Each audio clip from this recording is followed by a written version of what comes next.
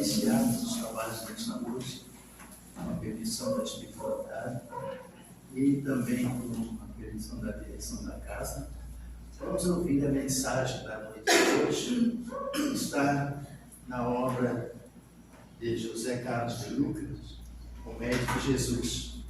E o tema que eu vou ler para todos nós é um tema muito badalado, um tema muito importante na nossa vida, porque nós falamos dele todos os dias, nós gostamos de falar e sabemos que é muito bom para cada dia da nossa vida.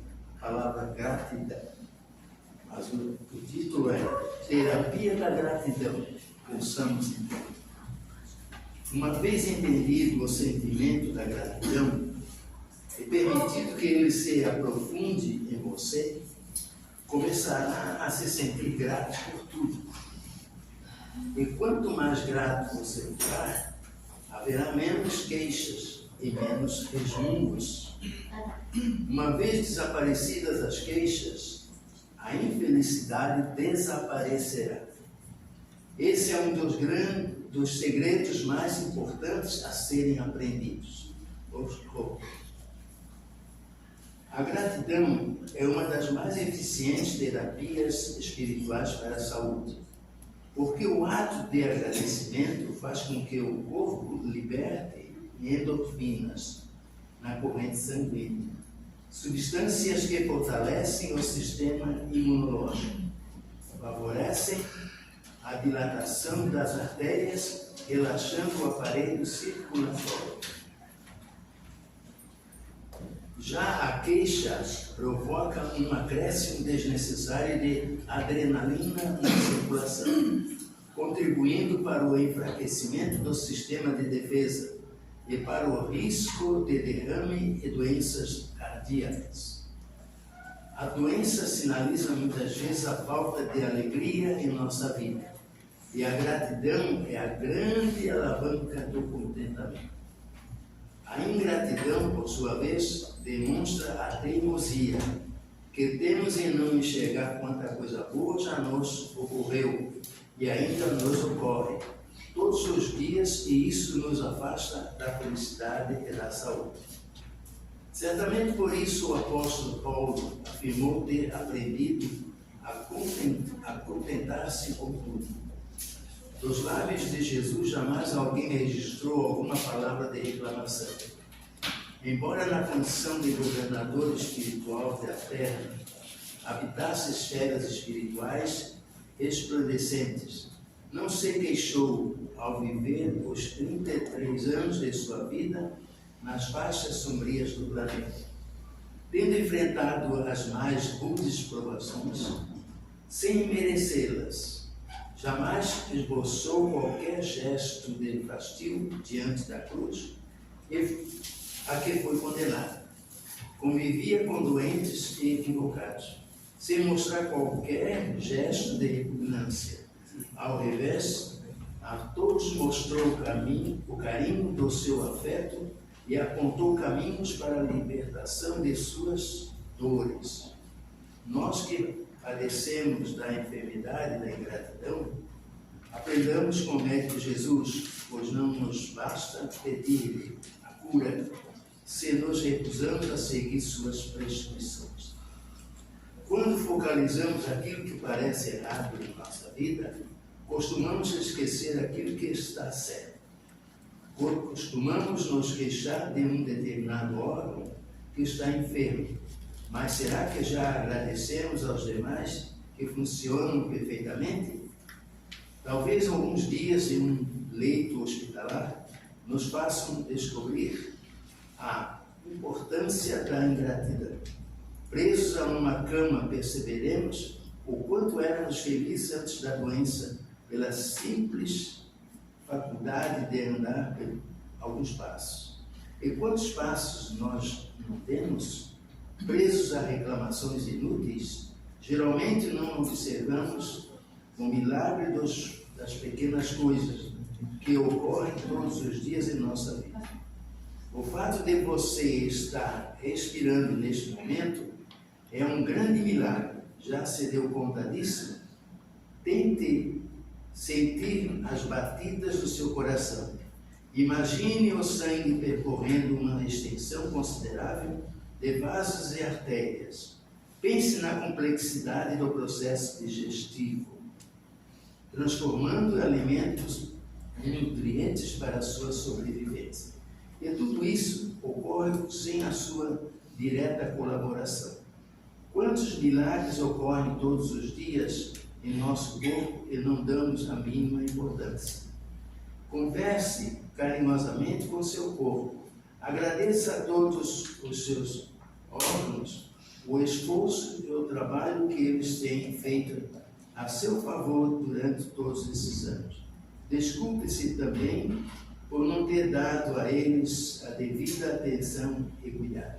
Agradeça também a doença que o visita, na certeza de que ela é o remédio necessário à cura de um dos mais terríveis males que acometem o ser humano, que é a falta de gratidão. Não esqueça que para ser abençoado pela vida, você primeiro precisa abençoá-la também. A doença sinaliza muitas vezes a falta de alegria em nossa vida. E a gratidão é a grande alavanca do futuro. Muito obrigado pela atenção.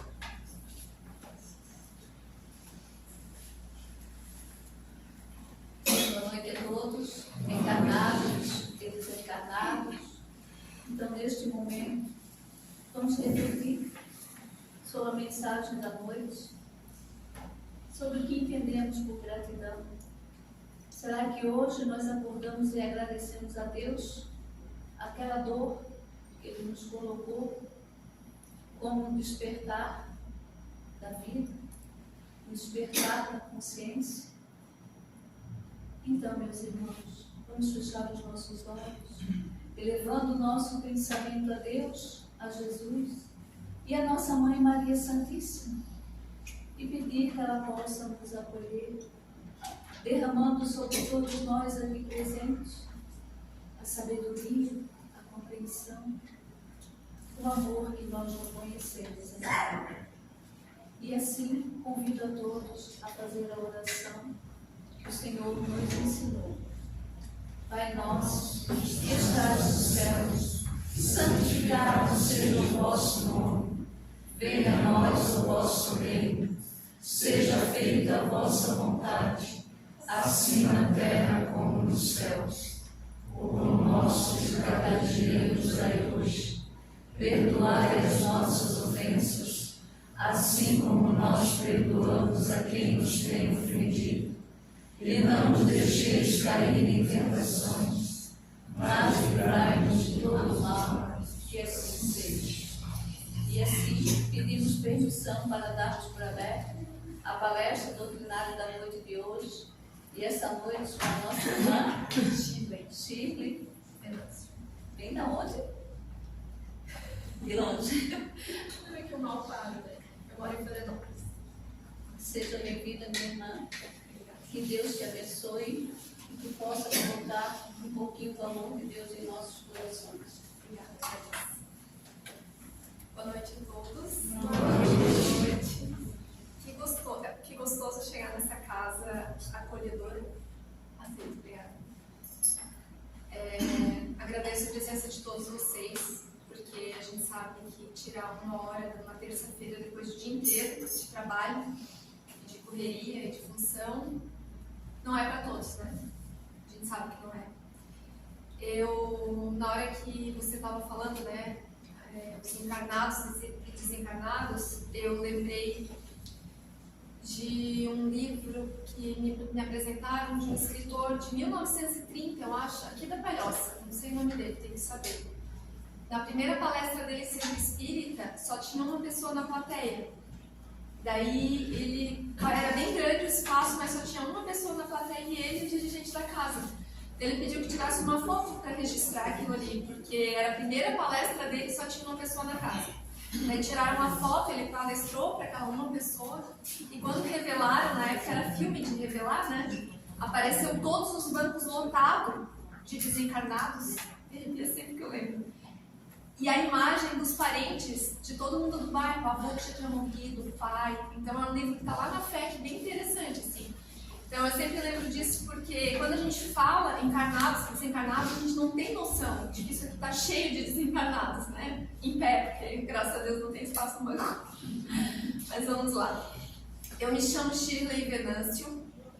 Eu agradeço muito a oportunidade de estar aqui hoje. Sou muito grata, né? Falando em gratidão.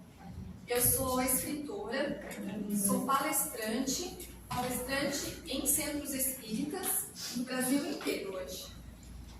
E palestro para algumas empresas e outros assuntos também. E sou espírita. E começo falando para vocês que essa palestra aqui hoje não é uma palestra comum que a gente está acostumado a ver no centro espírita. A gente está acostumado mais a estudar doutrina, né? Estudar algum assunto. Ela é um formato de testemunho. Eu vim hoje dar um testemunho. Parece coisa de outra igreja, né? Mas eu vim dar um testemunho. O que é um testemunho? É algo que você vivenciou, presenciou, precisa compartilhar com as outras pessoas para que elas possam se inspirar para a sua vida. E a escolha de palestrar em centro espírita no formato de testemunho foi orientação da espiritualidade. Eu jamais imaginei que eu ia fazer isso até 2 anos e meio atrás. Tem banco aqui na frente, gente. Tem bastante aqui, ó. Ficar em pé, cansadinho. Eu acho. Tem bastante aqui. É chato você estar na frente, né?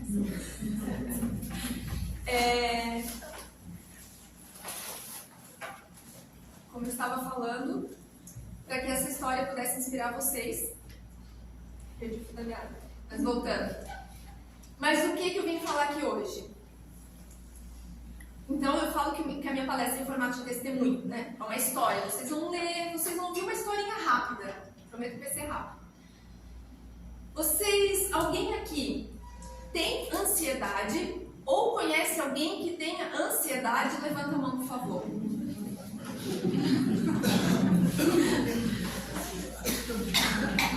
Vizinho, parente da família, para levantar as duas mãos. Eu falo que falta abraço às vezes, né? Então, por que eu fiz essa pergunta?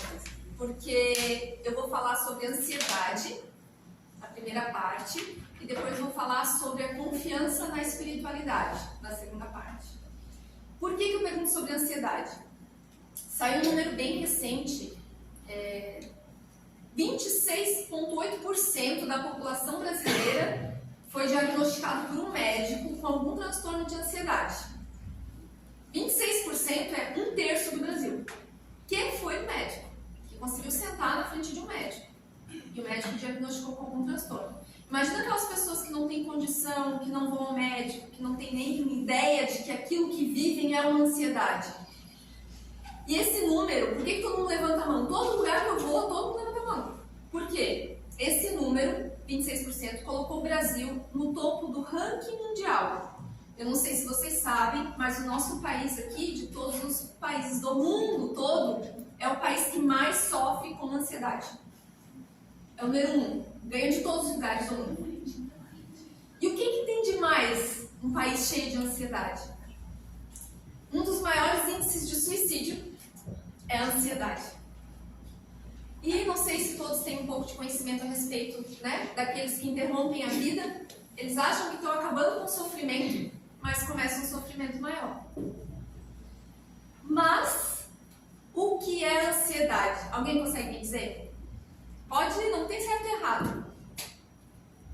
Vamos? O que é ansiedade? Quem conhece alguém que tenha? O que essa pessoa vive assim? Sempre com pensamento no futuro. Quem falou? Sempre com pensamento no futuro. Sempre na expectativa. Sempre na expectativa. Fazendo as coisas com pressa. Fazendo as coisas com pressa. Autopreocupação com aquilo que nem aconteceu, talvez nem vai acontecer. Perfeito, fala até mais alto. Uma autopreocupação com aquilo que nem aconteceu, né? Ou nem vai acontecer. Ou nem vai acontecer. Vamos mais, porque tem mais, porque assim a gente vai conseguir se identificar e ajudar quem tem. Insegurança, medo. Insegurança, medo. Uma fome excessiva. Fome excessiva. Confiança na própria pessoa. Também. Confiança? Que a pessoa não confia. Falta de confiança. Falta de confiança. Então, gente, tudo isso que vocês falaram e mais um monte de coisa é a ansiedade. Em resumo, a ansiedade é uma preocupação excessiva pelo futuro e não conseguir viver o presente. Daí tem vários detalhes, como todo mundo relatou aqui, tem números. E uma frase que eu venho trazendo muito clara, assim, o lugar que mais distancia a gente de Deus é o futuro ou o passado. Eu só percebi isso porque eu fazia parte dessa estatística. Eu era uma pessoa que sofria de ansiedade, no nível emergencial, gravíssimo. Tomava todos os remédios possíveis de manhã, de tarde, de noite, por muitos anos, tratamento psiquiátrico, terapêutico. Eu era um caos. Não era essa pessoa aqui que vocês estão vendo hoje. E aí eu me curei dessa doença. Então hoje, quando eu venho falar o que é ansiedade, é porque eu sei o que vocês vivem, o que os familiares e os amigos vivem. Óbvio que cada vez mais um ser humano, né? Mas quando eu falo que o lugar que mais distancia a gente de Deus é o futuro ou o passado, porque eu só fui encontrar Deus real na minha vida quando eu me curei da ansiedade, porque eu não percebi os milagres a todo momento. Porque eu estava sempre com a cabeça lá, ou lá, né, no que vai acontecer, se deu certo, se não deu, blá, blá, blá, ou então, ai, meu passado, meu casamento, fui demitida, tudo lá atrás. E aí eu não conseguia olhar para um prato e agradecer a Deus pelaquela comida. Eu não conseguia olhar para a chuva e ver o milagre da chuva. Eu não conseguia olhar para uma criança e prestar atenção nos milagres que acontecem o tempo inteiro. E Joana de Ângeles, que vocês já devem ter ouvido falar, que é a mentora do psicográfico com Divaldo, né? Ela fez uma série psicológica, que são 14 livros. E nessa série, ela relata muito do que é a ansiedade, do olhar de quem está lá, no plano espiritual, que tem muito mais conhecimento que a gente. E o relato dela, quando eu li os livros, veio de encontro totalmente com o que eu vivia. A ansiedade, ela é de fundo emocional. A ansiedade é gerada pelo medo. Ah, mas eu não tenho medo. As pessoas falam, mas eu não tenho medo. Vou listar aqui uns 10. Medo de não casar, medo de não ter o corpo que tem na internet, medo de não dar um bom futuro para os filhos, medo de não conseguir parar de usar drogas, medo de assumir minha sexualidade, medo da minha filha não conseguir se dar bem na vida, medo de eu não ser aceita porque minha cor, meu cabelo, minha altura não é igual que todo mundo tem.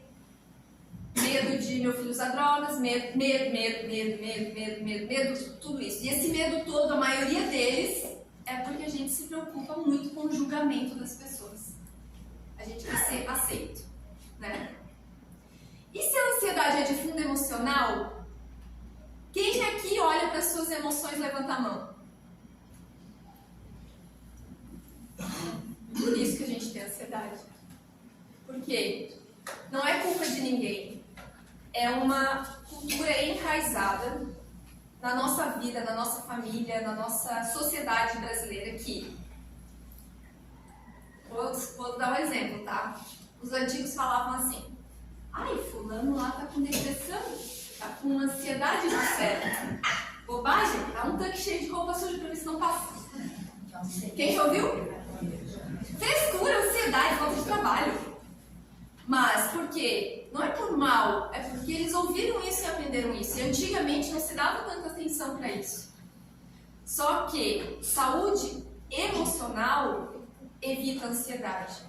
E o que é a emoção da gente? O que é a emoção da gente? É algo que a gente sente aqui dentro. Tem bastante homem aqui hoje, eu posso falar uma coisa para ver se faz sentido. Os meninos, quando são crianças, o que eles escutam? Homem não pode chorar. Por que não? É diferente da mulher? Ele não sofre ao ver o pai batendo na mãe? Ele não se machuca, não pode chorar? Ele não pode ver um filme, se emocionar? Então olha quanta coisa errada. E aí, como ele não pode chorar, ele engole. E vai adoecendo e vai ficando com tudo isso dentro de si. Outra questão bem clara que Joana de Ângeles traz e que faz sentido também, porque eu só pude me curar da ansiedade depois que comecei a fazer tratamento com terapia semanal, olhar para as emoções, curar a ferida que eu nem sabia que tinha, trauma que eu nem sabia que tinha, eu achava que não tinha nada. Eu não sabia de nada disso. Hoje eu tenho 43, quase 4 já. 44, né? Tá. Eu tinha 38 quando eu comecei a terapia. Aos 38 eu me achava Mulher Maravilha, sem trauma emocional nenhuma, super, nossa, forte, empresária, tudo certo. Quando eu comecei a terapia, eu fui curando uma ferida e chorava, ia falando de outra coisa e trauma de criança. E na medida que aquilo ia curando, ia tratando, eu fui me curando da ansiedade. Então, uma das coisas que geram muita ansiedade é culpa, que a gente tem e nem sabe que tem às vezes, rancor, mágoa, ressentimento, ódio. Tudo isso adoece a alma da gente, né? E se adoece a nossa alma, que é a nossa essência, que é o nosso espírito, se adoece, o corpo extravasa através da ansiedade. Mas as pessoas me perguntam assim, e aí, agora? Eu tenho ansiedade, como é que eu faço para curar? Primeira coisa para a gente começar a cuidar da nossa ansiedade é a gente aceitar a nossa doença. E a gente tem muita dificuldade de aceitar. Quando alguém tem ansiedade, depressão, síndrome do pânico, qualquer coisa assim, a gente não fala nem pra gente, não aceita e tem vergonha de dizer. Tô generalizando, né? Por quê? Coisa de louco, vão achar que eu não sou uma boa mãe, vão achar que eu não sou um bom profissional, só porque eu preciso cuidar da minha saúde mental e emocional. Mas vamos fazer uma análise aqui. Nós somos um ser humano, um corpo. Até pouco tempo atrás eu achava que a gente era só um corpo físico e a nossa cabeça. Eu não conhecia nada do resto. E aí quando eu decidi me curar da ansiedade há 2 anos e meio atrás, eu comecei a estudar psicologia transpessoal, comecei a estudar meditação, filosofia, tudo. Comecei a estudar para entender o que era para me curar. E aí eu comecei a saber de vários corpos que a gente tem, eu não tinha ideia. Vou dar só um exemplo. Como é que eu vou viver feliz se eu só cuido do meu corpo físico? Daí eu não cuido das minhas emoções. Vou lá, academia, bombada, e as minhas emoções lá, chorando, com trauma, feridas. Então, vou citar para vocês aqui os 5 corpos de forma bem prática, que já vai dar um esclarecimento para vocês, para as pessoas que trabalham ou convivem ou a família. A gente tem o nosso corpo físico, que é esse aqui, que é o nosso instrumento, né? Que é o que segura o nosso espírito. Que a gente deve se alimentar bem, dormir bem, fazer atividade física, é como cuidar da saúde desse corpo físico. Depois a gente tem o nosso corpo mental. O que é o nosso corpo mental? É a nossa mente. Tem a cabeça, tem o cérebro, dentro do cérebro tem a mente, que é um espaço onde os pensamentos são criados. Só que a gente não cuida do nosso corpo mental, a gente deixa os pensamentos sendo criados aleatoriamente, viram monstros e a gente não observa que nós somos os donos dos pensamentos. Quando eu tinha ansiedade, para quem tem ansiedade aqui, eu dizia assim, ó, meu Deus, quando eu tentava explicar para alguém, a minha cabeça parece um liquidificador, cheio de pensamentos aleatórios, enlouquecidos, preocupação com a vida de todo mundo, eu queria dar conta da vida de todo mundo, né? Sempre tem uma risadinha quando eu conto isso. Porque a gente não basta carregar a nossa mochila, né? A gente quer carregar a mochila do outro. A gente tem o nosso corpo mental, então ter consciência dos pensamentos, perceber, alimentar, a gente deve cuidar. Nosso corpo emocional, que são as nossas emoções. Tô sentindo dor, tô sentindo raiva, tô sentindo amor, tô sentindo medo. Vou dar um exemplo para vocês, tá? Não costumo falar muito dessas coisas, mas vou falar aqui que eu senti que dá para confiar. Ontem eu viajo muito, viajo, mal fico em casa. Quando chego em casa só para trocar malha com a mamãe. Daí ontem, eu sou uma pessoa tranquila, nunca ninguém me vê irritada. E ontem eu senti que eu estava irritada. Mas não só senti dentro de mim, né? Eu olhei para uma pessoa e dei vontade de... né? E eu estou irritada. Daí depois eu estou irritada. Daí eu percebi o quê? A reação que eu tinha era uma irritação. Eu pensei, o que está me gerando essa irritação? Porque toda a nossa reação é gerada por alguma coisa. Então, consciência mental é isso, é tu observar e falei, por que eu estou assim irritada? O que aconteceu? Eu tentei ver ali o que era. Eu já sei, é que eu estou cansada, porque eu não consigo ficar em casa. Não consigo ficar um dia em casa. Tem que arrumar a mala de novo, que amanhã eu já vou pro Rio de madrugada, que eu já vou pro São Paulo. Eu estou cansada. E eu falei, tá bom, eu estou cansada e tá tudo bem. Eu não preciso passar isso pro outro ou ser agressiva com ninguém, porque a gente desconta no outro as nossas coisas, né?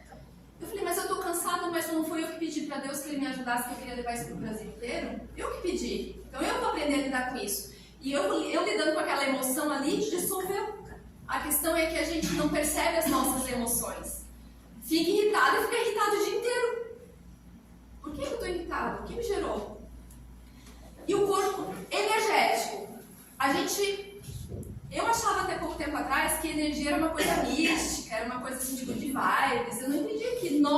somos a energia que nós emanamos. Que tudo é energia. Então, se eu quero ter uma vida tranquila sem ansiedade, o que eu assisto na internet? O que eu vejo no celular? Que programa de televisão que eu assisto? Quais são as pessoas que eu me relaciono? Que energia dessas pessoas que eu me relaciono? Então, que meio que eu estou convivendo? E por último, e que eu nem tinha ideia que existia, porque eu não era espírita até março de 2021. E eu já vou contar por quê. É o corpo espiritual. Eu não sabia de corpo espiritual. Eu não sabia que dentro disso aqui tem um espírito. Então, como é que eu ia cuidar disso? Então, para a gente viver em equilíbrio, é super importante a gente cuidar do nosso corpo espiritual. Ah, é na igreja, no centro espírita? Não importa. É com que a gente se conectar. É com alguma energia. Tem pessoas que corpo espiritual é na natureza, tem pessoas que corpo espiritual é no centro espírita, tomar um passe, no culto. Então, todos esses corpos são essenciais a gente cuidar para a gente viver em equilíbrio e conseguir se curar da ansiedade. Estou falando rápido? Tô, né? É que eu já sou meio manezinha. Mentira. E aí, gente? É que eu tô olhando para aquele relógio ali e vendo o que falta falar ainda. Ansiedade. Jesus Cristo, tem vários trechos no Evangelho, na Bíblia, em vários lugares que fala sobre ansiedade. Só que a gente não percebe o que eles estão querendo dizer ali. Por exemplo, me corrija agora, foi aquele trecho que fala assim: o dia de amanhã a Deus pertence. E por que eu estou tão ansiosa? E outra coisa muito importante, tá?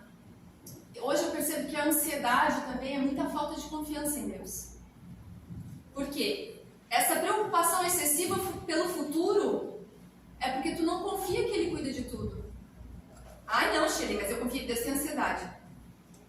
A gente reza todos os dias: que seja feita a vossa vontade, assim na terra como no céu. Eu até estou pedindo para nunca esquecer: que seja feita a vossa vontade. E aí acontece um problema no trabalho, eu brigo com um colega. Quebra o carro de manhã. E a gente: o que é comigo que acontece? O que foi acontecer isso comigo? Marido briga com alguma coisa. Filho, acontece. Qualquer coisa que acontece no meio do dia, a gente tem dificuldade de compreender, de aceitar. A gente se acha a vítima, achando que tudo acontece com a gente. Que seja feita a vossa vontade.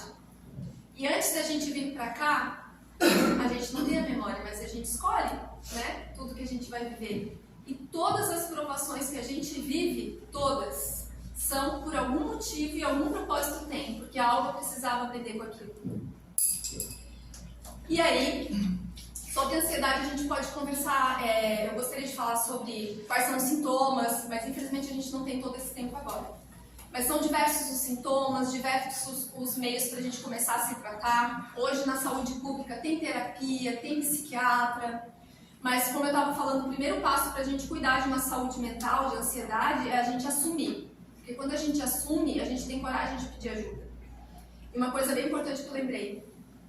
Quando eu tinha ansiedade e não percebia que eu era muito jovem, eu tinha 25. Ela foi se agravando. Eu não sabia que era ansiedade aquilo. Eu tive síndrome do pânico, tive depressão, síndrome de burnout, bulimia, anorexia.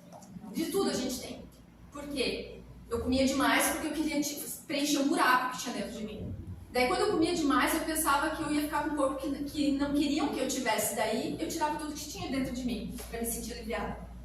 Então, realmente, cuidar. E outra coisa que as pessoas falam: ansiedade todo mundo tem. Para. Está sendo normalizado.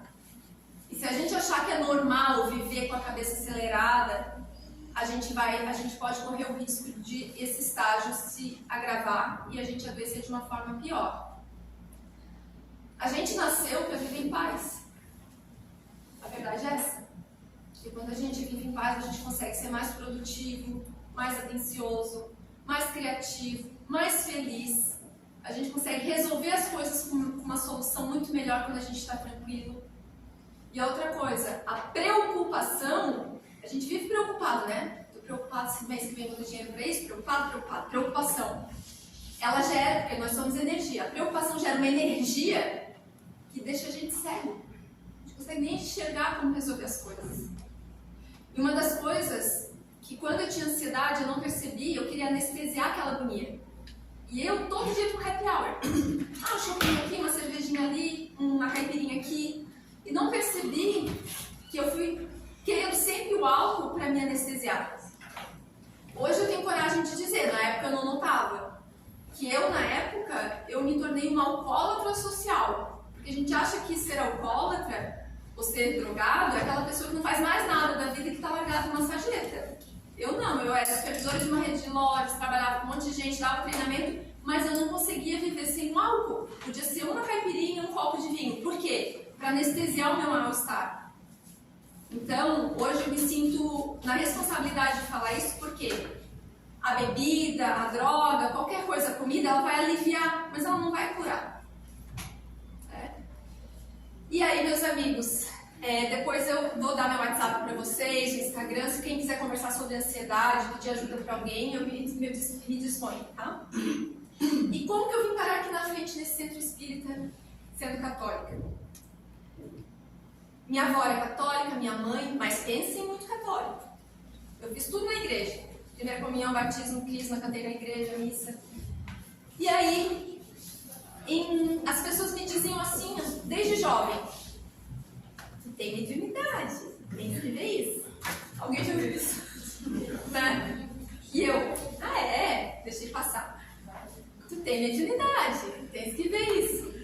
E eu, mediunidade, eu nem sabia o que era, né? Eu, nunca fiz nada. Daí aconteceu um episódio com 19 anos, eu falei, o que é isso? Deixei passar.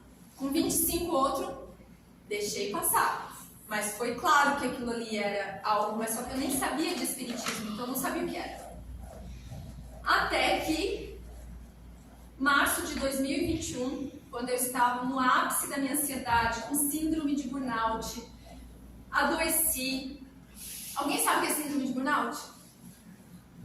É uma doença, tipo uma síndrome do pânico, relacionada a alguma coisa ao trabalho. Carga excessiva de trabalho, ou horário, ou chefe, ou muita pressão, qualquer coisa de trabalho.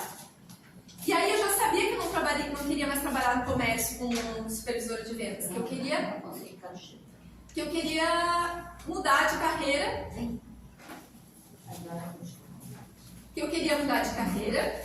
Mas eu não tinha coragem, por quê? Olha para quem aqui quer fazer alguma mudança na sua vida, seja de trabalho, de casa, de relacionamento, de casamento, qualquer coisa. Eu dizia assim, tenho 40 anos, já sou velha demais, como é que eu vou trocar de carreira? Eu tenho 40 anos, como é que eu vou mudar de profissão? Mas a minha alminha não queria mais. Eu sentia, eu falei, não aguento mais meta, cobrança. Aí eu não tive coragem, e eu falo que como Deus é bom o tempo todo, Ele me presenteou com a síndrome de burnout. Ele disse, minha filha, ela disse, como tu não tem coragem, pega esse presente. A síndrome de burnout me tirou do trabalho, fez eu pedir demissão, adoeci, perdi a memória, fiquei parada dentro de casa sem conversar com ninguém, porque eu não conseguia falar. Eu não lembrava as palavras, copo, caneta, não conseguia formar frases. Imagina que uma pessoa que dava treinamento para milhares de pessoas, de repente, se vê incapacitada. E aí, em março de 2021, eu já estava bem melhor, já estava tudo certo. Pedi demissão do comércio, mas o que eu vou fazer da vida? Fiz uma formação em coaching, agora eu vou vender curso, vou ser coaching, eu jurava que ia ser coaching. Até que pela primeira vez meu mentor espiritual, de um plano espiritual que eu nem sabia que existia, apareceu de um jeito. Olha o que aconteceu. Peguei meu celular. Como eu não fiz teatro a vida inteira, é a oportunidade que eu tenho. Sempre quis fazer. Eu falei, eu vou gravar um curso para vender curso de coach. Daí peguei meu telefone e ia dizer, é você que quer mudar de carreira. Daí eu fiz assim, daí eu ouvi, nem adianta gravar esse vídeo, não é isso que tu vai fazer. E eu, o que eu tô pensando? Nada a ver o que eu tô pensando. Peguei de novo. Shirley, não é isso que tu vai fazer a partir de agora. Eu tô ficando louca, eu tô ouvindo uma voz, mas será que a minha cabeça tá pensando? Beleza, nada a ver. Última vez. A partir de hoje, você vai viver da sua missão espiritual. Pode largar o celular. E eu, meu Deus, já tive toda a doença, agora eu tô tendo um surto psicótico. psicótico me leva na camisa de força. O que aconteceu nesse dia? Eu piorei, porque eu achei que eu estava tendo algum problema ouvindo vozes.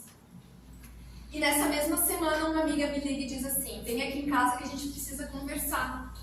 E eu achei muito estranho, porque ela não era de ligar, e a gente não era tão próximo. E aí eu falei: tá bom, vou passar aí. Passei na casa dela, uma semana depois, e sentei na sala, numa distância assim, de um passo. E ela: ei, amiga, como é que tu tá? Eu só pioro. Eu não me curo da ansiedade. Agora eu tô ouvindo vozes. Só que me faltava, porque agora eu tô ouvindo vozes e a voz fica me dizendo que não é isso que eu devo fazer. E eu conversando com ela e ela olhando pra mim bem séria, e de repente ela muda de assunto. Totalmente. E eu: amiga, mudou de assunto. E eu falei: amiga, o olhar dela mudou, a fala mudou, o sotaque mudou. Eu falei: meu Deus, acho que eu me espírito. E eu só tinha visto algo parecido em filme de Chico Xavier, em Allan Kardec. Daí eu falei: amiga, não é a tua amiga, eu vim conversar contigo. Não sei porque eu conto bem também. E eu falei: bem, só um parênteses que eu acho que é bem importante falar, tá? Depois, se vocês quiserem ver mais histórias, mais palestras, tem um monte de coisa no Google, no YouTube e tal. Daí uma rádio lá de São Paulo me ligou dizendo, cancelando a entrevista. Quero cancelar a entrevista porque a gente assistiu um programa teu e tu fala que um espírito fala contigo na sala da casa da tua amiga. E é totalmente contra o que a gente prega no nosso centro espírita, porque a gente diz que deve-se estudar a mediunidade e praticar dentro do centro espírita. Eu falei: tá bom, agradeço o senhor, então. Eu agradeci. No dia seguinte eu escuto: fica tranquila, tens que lembrar que Chico Xavier era criança e começou a ver a mãe dele, não foi dentro de um centro espírita. Divaldo começou a ver espíritos, não foi dentro de um centro espírita. Então, se isso aconteceu, foi para você procurar um centro espírita. E aí esse espírito falou: eu vim te dizer que tudo que tu chorou essa semana no teu quarto, ajoelhada, e eu pensando, tá, ninguém sabe que eu chorei ajoelhada, eu acho que é um espírito mesmo. E eu não sabia, eu nunca vi. Eu tava ainda, mesmo sabendo que não era minha amiga, porque minha amiga é na Lagoa da Conceição, na Nezinha da Ilha, fala rápido, eu sabia que não era ela, porque era outro ser, né? Mas tinha aquela dúvida, né? Tudo que tu chora pedindo para Deus, tudo que chorou essa semana ajoelhada vai acontecer. Eu falei: mas é impossível acontecer, o que eu peço para ele é muito difícil.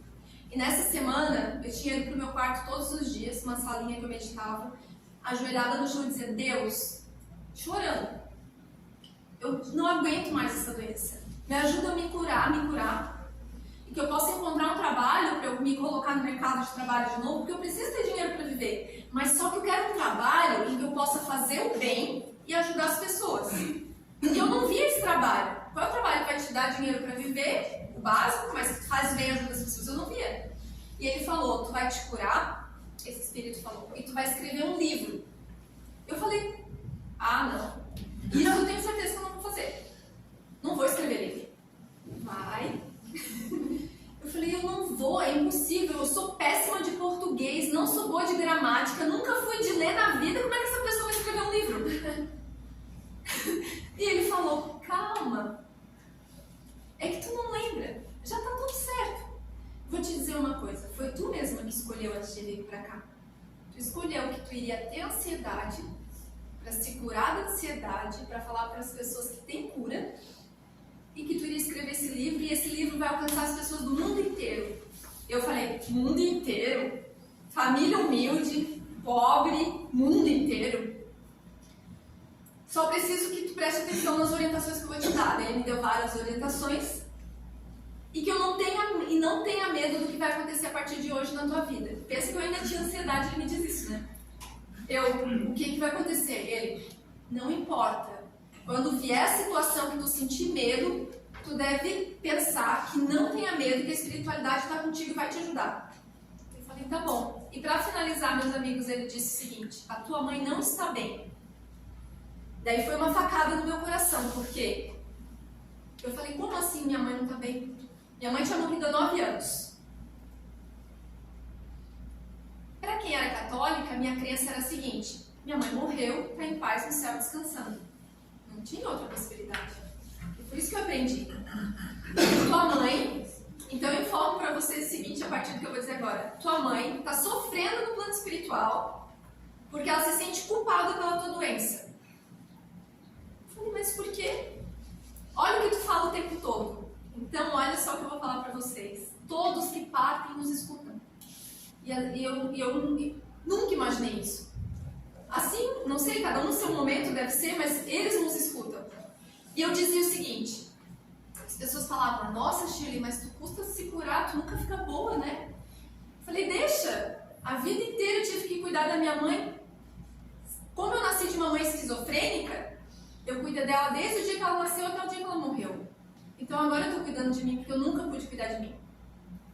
É a verdade. Mas ela não interpretou bem o texto e se sentia culpada. E eu falei, e agora como é que eu faço para ajudar ela? Eu não quero que ela sofra, eu quero que ela saiba que ela não tem culpa, né? Ela foi a melhor mãe do mundo. Quando tu chegar em casa, em oração, tu vai conversar com ela em pensamento e ela vai te ouvir. Eu vai me ouvir? Não tinha conhecimento nenhum, não tinha ideia, né? Tu vai conversar com ela, tu não fala com Deus? Eu falei, fala, vai falar com ela. E ela vai te ouvir e vai te dar o colo que ela nunca te deu. Eu falei, que papo estranho, será que ela vai me ouvir? E ele insistiu tanto, e finalizando a conversa ali com ele pegou na minha mão e falou, tu precisa jurar pra mim que tu vai conversar com ela em oração, porque vai mudar todo o trajeto dela no plano espiritual e vai mudar o teu. Fui pra casa, enlouquecida com aquilo tudo que tinha acontecido. No dia seguinte eu falei, na dúvida, né? Vou falar com a minha mãe. Fui pro quarto, peguei uma velinha, acendi uma velinha branca, porque ele disse que tinha que acender uma velinha branca na hora que eu conversar com ela. Aí foi o sinal que eu entendi que era verdade, porque minha mãe, todo santo que ela ia conversar, ela pegava uma vela branca e acendia. Eu falei, é ela mesmo, eu acho. Acendi a vela branca, me ajoelhei no chão, no cantinho, sentei.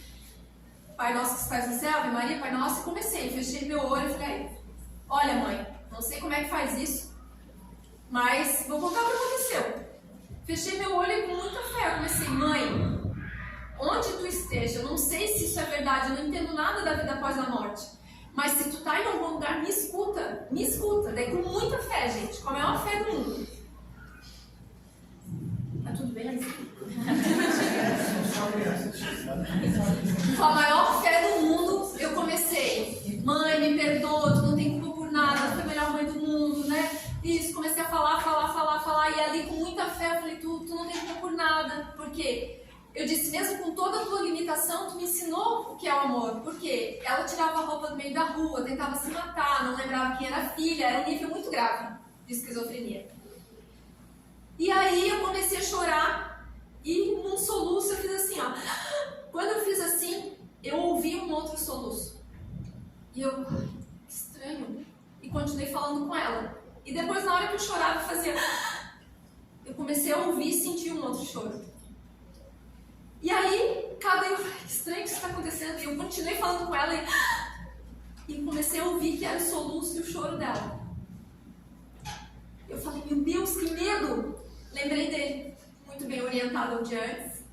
Quando sentir medo, não tenha medo, que a espiritualidade vai te ajudar. Em resumo, meus amigos, eu só me emociono nessa parte quando eu tô com TPM, que é hoje. Esse dia se tornou o capítulo mais lindo da minha vida, porque foi uma cortina que se abriu, e se tornou o capítulo mais lindo do livro que eu jurei que eu não ia escrever, né? E que fez um ano que eu lancei, tem uma história linda dele. Essa madrugada eu vou viajar para lançar ele lá na Festa Literária Internacional de Paraty. E o que aconteceu nesse dia foi que a gente conversou por quase 4 horas dentro do meu quarto. Eu não sabia da minha mediunidade, eu não sabia de vida após a morte, eu não acreditava em nada disso. As pessoas me perguntam como foi essa conversa. Foi ao vivo, assim como a gente conversa. Imagina ficar 4 horas com uma amiga conversando. Foi 4 horas com a tua mãe que tu já tinha enterrado. E que tu achou que tinha acabado lá. E de repente, tu tem a oportunidade de saber muita coisa da vida além daqui. É o capítulo mais detalhado do livro, não dá pra contar tudo agora, mas uma parte dessa conversa eu tenho que falar pra vocês, que é o que meu mentor me orienta, tá? Ela falou assim, todos nós aqui temos doença ou alguma doença na família, né? Ela falou, minha filha, quando a gente está aí na Terra, a gente não entende as doenças.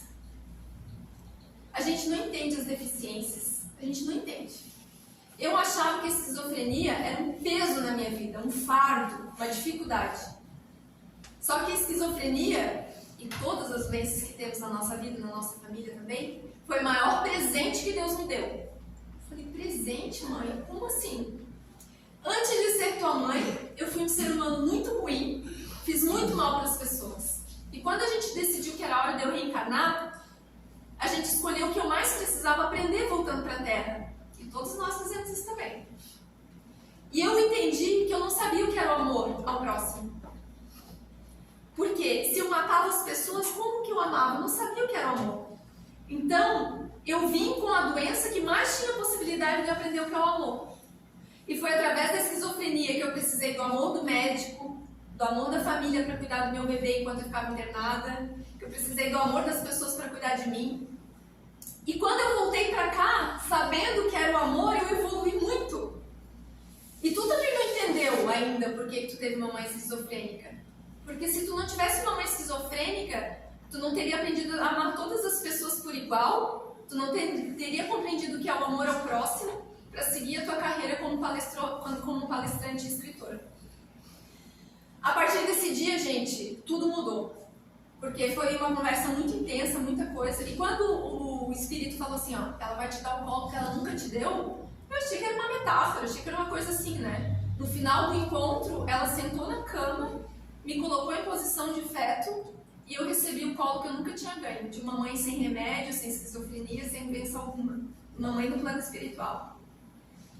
Nesse mesmo ano eu me curei da ansiedade, nesse mesmo ano eu comecei a estudar espiritismo e a doutrina de Allan Kardec, nesse mesmo ano eu comecei a estudar mediunidade, nesse mesmo ano esse espírito começou a falar comigo diretamente, a minha mentora do plano espiritual, que foi minha irmã na última encarnação. Nesse mesmo ano eu fui morar em Portugal para fazer um mestrado, tentei escrever um livro no Brasil várias vezes, não acontecia, não rolava, estou de olho aqui no relógio, tá? Vocês me dão mais 10 minutos. Tá.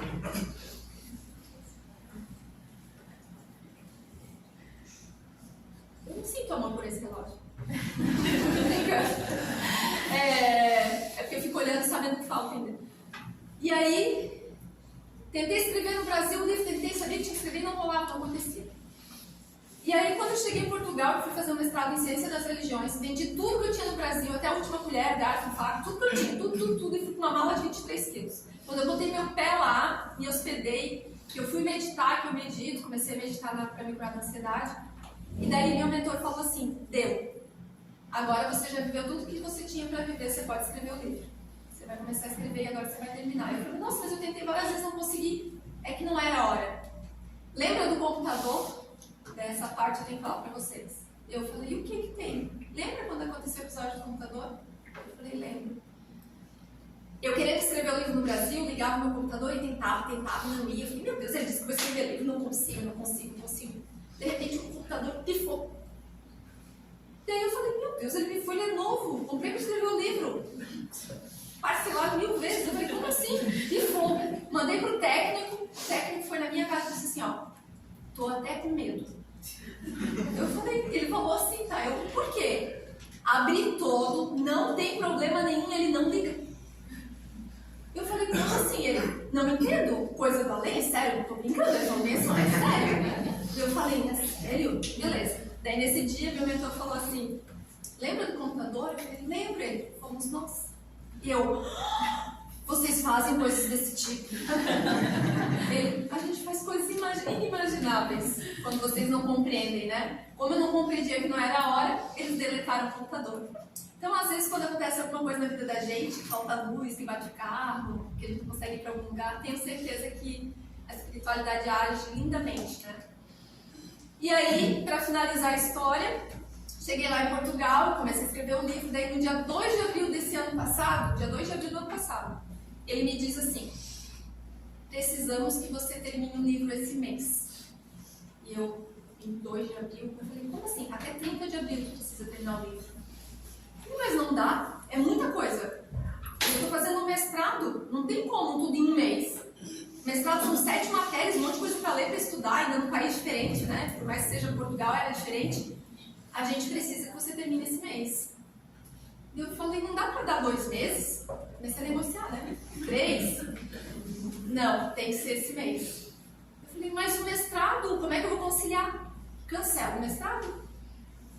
E eu, não, mas o mestrado custei a passar na prova, era meu sonho, já paguei tudo. Foi caro. Dinheiro não é importante. Eu, fala pra gente que dinheiro não é importante. Tudo que eu vendi aqui, eu botei no mestrado, cancelo o mestrado, dinheiro não é importante. Eu, não é importante eu ouvindo. Por quê? Será que a gente confia mesmo na espiritualidade? Porque o que eles enxergam de lá é muito diferente do que a gente enxerga aqui. E a gente veio pra cá para evoluir moralmente e espiritualmente. E a gente acha que veio para evoluir materialmente. Né? E eu falei, mas é que foi muito difícil passar no mestrado. Vamos fazer junto, né? Eu não consigo escrever um livro em um mês, mas a gente... É que eu paguei em euro. Eu tentei ver se mudava alguma coisa. A gente precisa que você termine esse mês. Daí eu perguntei, dá pra eu saber por quê? Porque se eu soubesse por quê, eu acho que eu ia ficar mais tranquila. E aí sim, então tá, né? Se é por isso, então vou fazer. Preciso confiar na espiritualidade. E eu, confiar. Eu falei, eu vou pensar, mas tens o livre-arbítrio, né? Você pode escolher o que tu quer fazer. O cara me diz lá atrás que eu escolhi escrever um livro antes de vir pra cá. Daí eu tenho livre-arbítrio, né? Eu falei, tá bom, então eu vou pensar. Eu lembro que eu caminhei, saí andando, chorando. Falei, meu Deus, como é que eu faço agora? Eu tenho uma voz, um espírito, que é espírita há pouco tempo, poucos meses, né? Será que eu confio no que ele está dizendo e tal? Eu vou cancelar esse mestrado. Cheguei lá, Universidade Lusófona de Lisboa, entrei no mesmo lugar, entrei feliz para fazer esse mestrado, eu entrei para cancelar. Não consegui nem um euro de volta, perdi todo o dinheiro, voltei para casa para escrever o livro e fiquei. Daí ele dizia, é em abril. Eu já entendi. É em abril. Eu já cancelei o mestrado, eu já entendi que é em abril. Né? Mas por quê? Porque eu não perdesse o prazo. Quando deu dia 23 de abril, eu lembro que eu estava caminhando lá, que eu saí para caminhar para dar uma arejada, eu pensei assim, meu Deus, quando eu terminar esse livro, o que eu vou fazer, né? Onde é que lança? Como é que faz? Não sei como é que faz. Será que eu vou numa livraria? Ah, Deus vai me ajudar, tá tudo certo. Daí recebo uma oportunidade, um convite, para eu lançar o livro na Bienal Internacional do Livro de São Paulo. Eu falei, meu Deus, mas eu sou escritora, sem editora, não sou de família rica, não conheço ninguém, não sou do meio literário, livro espírita, porque aqui é um livro espírita. Lançar na Bienal deve ser golpe, deve ser truque. Não era golpe, não era truque. Fiz uma reunião com a produtora literária, e ela em reunião comigo, eu lá em Lisboa, ela lá em Brasília, e ela falou, tudo certo, seu dia para lançar o livro na Bienal do Livro é tal dia, e eu olhando aquilo assim, né, tipo, sem entender, né? É tal dia, tal hora, tal não sei o que, a única coisa que eu preciso é o arquivo pronto até 30 de abril. E eu, só eu não sabia, né, o porquê que era para terminar em abril. Por quê? Eles sabem de tudo, gente. Pra mim, tanto faz onde eu ia lançar o livro. Mas para uma escritora que quer falar de espiritismo, falar da vida após a morte, lançar no maior evento literário do país, muda muita coisa, porque as pessoas começam a te ouvir. Tipo, hoje eu bato na porta lá das TVs, da rádio em São Paulo e falo assim, é o meu livro, lancei na Bienal, a pessoa, ela quer falar contigo, né? Resumo, voltei para o Brasil, lancei na Bienal, segui o ano passado inteiro carregando meus livros na mochila. Daí no final do ano passado, o meu dinheiro acabando, eu não tinha mais dinheiro para nada, e eles me diziam que eu não podia ter um trabalho fixo, porque eu tinha que ter tempo livre para viajar e para divulgar. Eu falei, mas como? Porque eu preciso de dinheiro para viver, para pagar aluguel, tudo. Não, não pode ter trabalho fixo. Eles, não era só o meu mentor, daí já tem um monte de gente lá falando comigo. Eu falei, já sei, vou lançar um curso. Curso de psicologia, pessoal, vou lançar na Lane Baldas, no Jardim do Almoço, cheio de planos. Fui meditar. Que curso é esse? Então, é um curso, eu preciso de dinheiro para pagar as contas, para conseguir com a missão do livro, do espiritismo, né? E aí, meu mentor me fala assim, eu falo meu mentor porque eu falei há 2 anos, o mentor, só fui saber meses atrás que é uma mulher, então eu falo, né? Mas é um espírito. E aí, ele fala assim, Shirley, vais abrir esse computador, deletar esse curso, eu vou te dizer o que tu quer fazer. Eu falei, tá, eu vou deletar o curso, mas eu preciso falar uma coisa, aqui na Terra a gente paga aluguel. Eu assumi toda a missão, mas eu preciso saber o que eu vou fazer. Últimos 5 minutos. E aí, ele me disse, escuta que eu vou te orientar. A partir de agora, você vai praticar a humildade que você acha que tem, mas que você não sabe o que é ainda. Eu falei, como assim? Você vai pedir ajuda para as pessoas. Eu falei, ajuda? Como assim? Você vai pedir ajuda para comer, para dormir, para morar, para caminhar. Eu falei, mas eu prefiro trabalhar. Óbvio. Eu me achava o ser humano mais humilde do... Sério, eu achava que eu era humilde. Eu falei, não, mas eu prefiro trabalhar. Eu posso trabalhar e levar as duas coisas ao mesmo tempo. Para tu seguir com a tua missão por aqui, tu precisa saber o que é humildade. Tu não sabe o que é humildade. Tu tem que aprender. Tu vai pedir ajuda, vai pedir dinheiro emprestado, vai pedir tudo. E já tá tudo certo. Claro, ele já sabe de tudo, né? Vão te ajudar, em menos de 6 meses tu vai começar a devolver o dinheiro que vão te emprestar, em menos de 6 meses tu vai começar a ter uma renda para viver, para seguir, mas tu precisa pedir ajuda. Gente, a vida inteira eu ganhei muito bem. Eu viajava por muitos lugares, pelo mundo todo, melhor roupa, melhor perfume. Sempre tive um ótimo salário e ajudava as pessoas. Eu nunca pedi R$1 para ninguém. E de repente, eu teria que fazer isso. Claro que tu tens o livre-arbítrio, né? E eu falei certo. Deletei o curso e entendi que eu ia precisar da ajuda das pessoas para seguir com a missão. E aí, no dia seguinte, essa frase que eu vou falar para vocês, ela transformou a minha vida e quero muito que vocês escutem com atenção. Deus,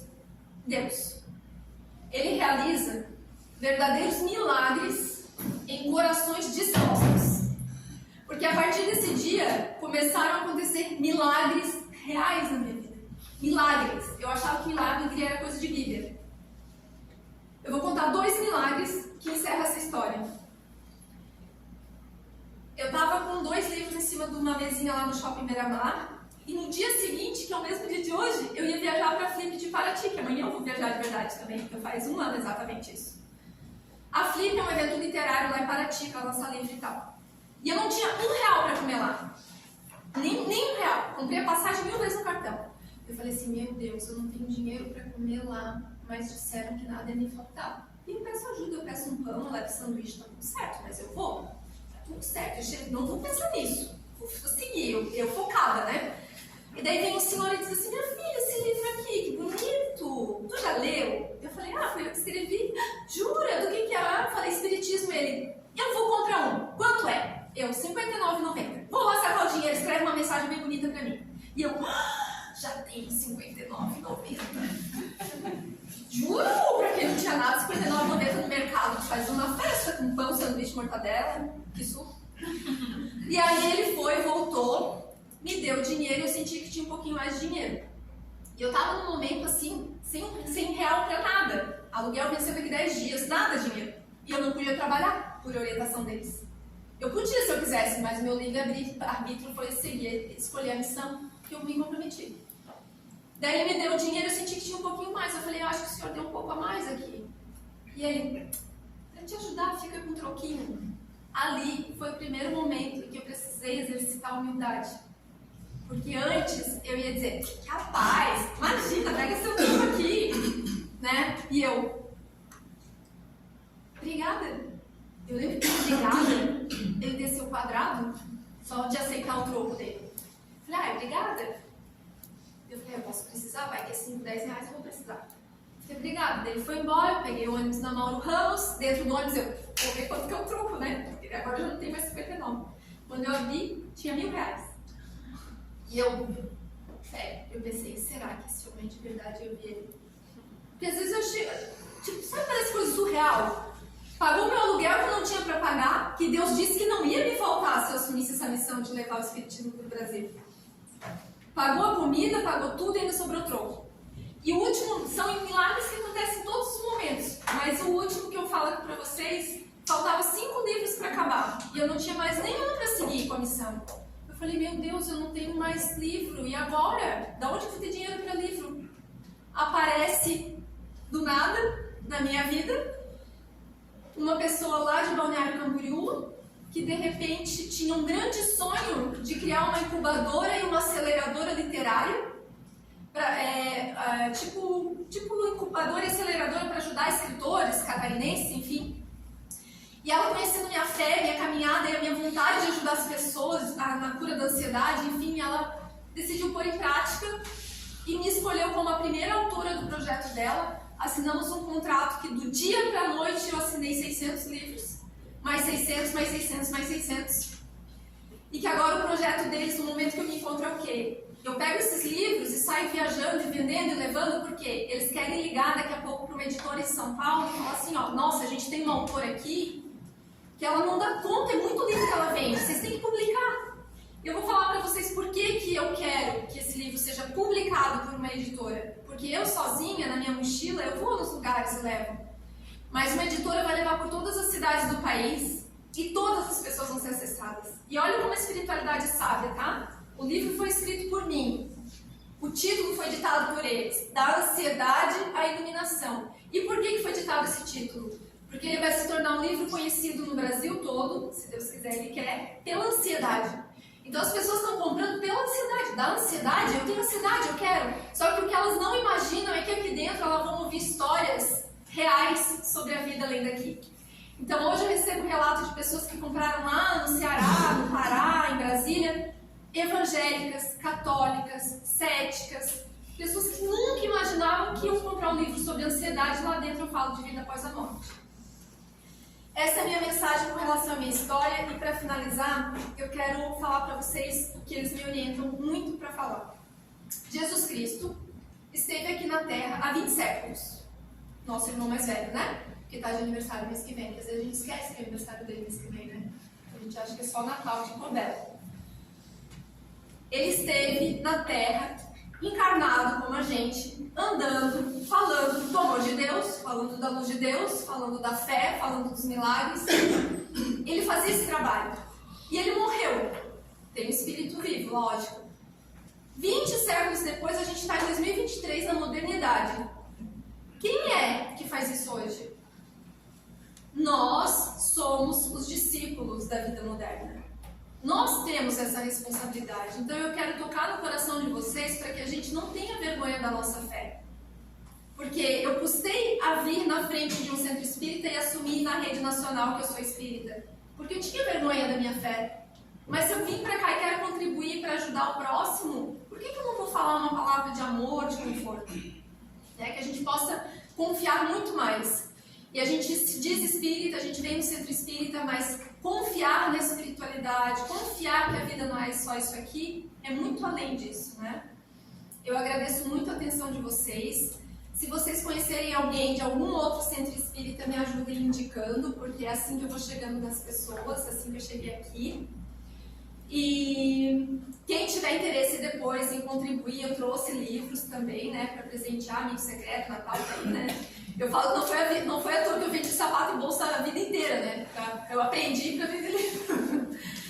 E depois eu vou ficar aqui com vocês um pouquinho, quem quiser conversar ou relatar alguma questão. Obrigada e boa noite a todos.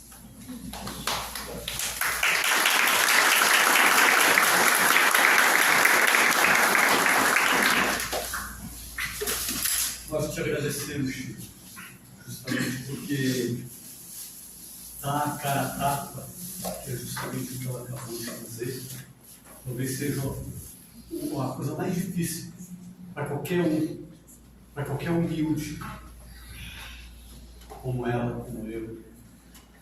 Então a gente tem que pensar realmente sobre isso, sobre o que nós trabalhamos dentro de nós.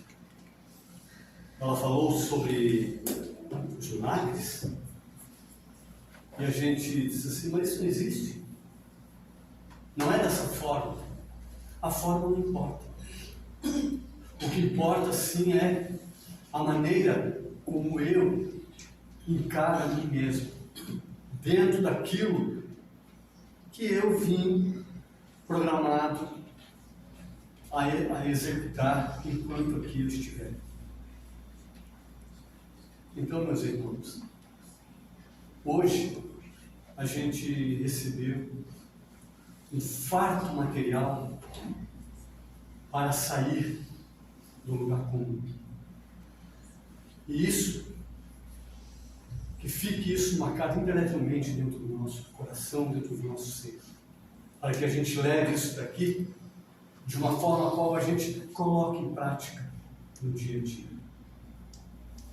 Porque a ansiedade, como ela falou, da forma como anda e como está o crescimento dessa síndrome, nós temos que realmente nos cuidar muito, para que nós não sejamos o próximo a entrar em desalinho dentro dessas situações, não acreditando no nosso Pai maior.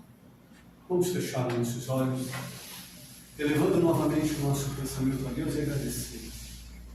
Agradecendo pelo farto pão doutrinário que recebemos nessa noite, ao qual, com certeza, quando colocarmos o pé na porta, não seremos mais o mesmo de quando aqui entramos hoje.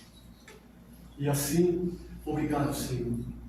Obrigado por estar sempre sendo, no caso, esta ponte que nos leva a seguir em frente os caminhos tortuosos que muitas das vezes não entendemos, mas sempre com muito amor e sempre com muito carinho. Em agradecimento nós dizemos: Pai nosso que estás no céu, santificado seja o vosso nome, venha a nós o vosso reino, seja feita a vossa vontade, assim na terra como no céu. O pão nosso de cada dia nos dai hoje, perdoai, Senhor, as nossas ofensas, assim como nós devemos perdoar aqueles que nos ofenderam, e não nos deixeis cair nas tentações, e livra-nos de todos os males, e de permanecermos no mal, agora e sempre que assim seja. E desta forma, então, agradecemos a espiritualidade amiga que trabalha conosco nesta casa, agradecemos o mentor da nossa irmã Shirley, que fez com que ela viesse até esse recinto trazer a sua história maravilhosa para que nós também pudéssemos, de uma forma ou de outra, aprender algo. E assim, então, agradecemos principalmente a nossa mãe Maria de Nazaré, Jesus, que é a ponte que nos leva ao Pai. Pedimos que todos permaneçam em silêncio, que os trabalhos vão continuar, nós vamos dar seguimento agora ao passe, e todos vão ser chamados de banco a banco. Para aquelas pessoas que precisam de atendimento, nós vamos iniciar em seguida, e daí